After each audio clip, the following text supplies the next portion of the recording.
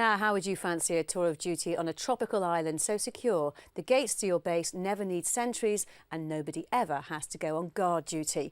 That's the life for the handful of RAF and Army personnel who run a mid-Atlantic staging post that handles some 27,000 passengers a year.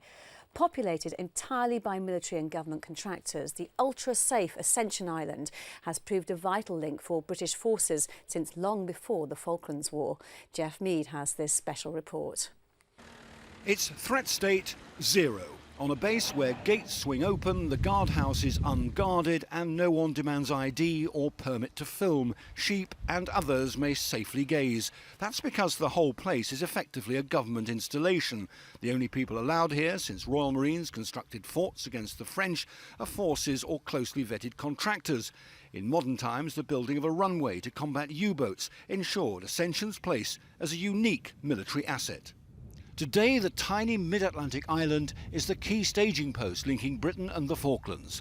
Twice a week in each direction, charter jets stop over to refuel and change crew, using the ample space of a runway extended by the Americans as a reserve landing site for the space shuttle. And ensuring Britain's own South Atlantic shuttle runs smoothly is the job of what's probably the military's smallest overseas detachment. It's just in all 18 strong.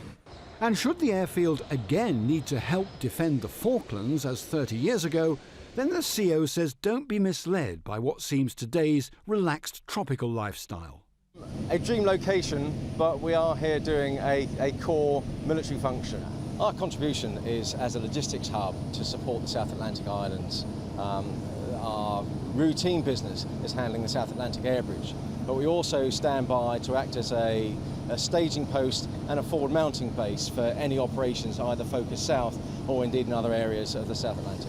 If I can sort of describe it as part of the body, whilst we might not be the teeth nor the heart, we're certainly one of the arteries that keeps the South Atlantic Islands running. Once the aircraft's halted, the movers move in, marshalling tired passengers for the brief stopover and loading freight. It's well practiced and within 2 hours they're airborne again. Professionalism is key, so yeah, we just do it as quickly and professional as we can. The then RAF Ascension's current role began 30 years ago. While the South Atlantic Task Force assembled and resupplied here, Vulcan bombers staged for their record-breaking raid on Stanley, and troops trained and bought souvenirs on the volcanic rock. None of this concrete was here. The senior NCO, on his 5th tour here, recalls what was briefly the world's busiest airport. The chartered Belfasts, we had the TriStars occasionally, VC-10s, C-130s. We've really shrunk from what in those days was about 500 people. It's kind of a paradise, but almost slightly a prison at the same time sometimes. The dozen and a half serving here and visiting families enjoy year-round sunshine and facilities built for a much larger force. It also means there's spare accommodation used for everything from infantry practice to adventurous training. This group of RAF sub-aqua enthusiasts used to expedition to Egypt. Political upheaval and cost make Ascension a perfect alternative. And the marine life here is absolutely fantastic. We've had several turtle sightings just on this expedition alone. And finally, though Ascension has some fabulous beaches, Ayia Napa it's not. The lack of permanent population and few tourists means there are no seafront bars. It does, however, boast one very special attraction for those lucky enough to be on these sands at the right time. For this is the season on this beach where the giant green turtle swims all the way from Brazil to struggle ashore and reproduce.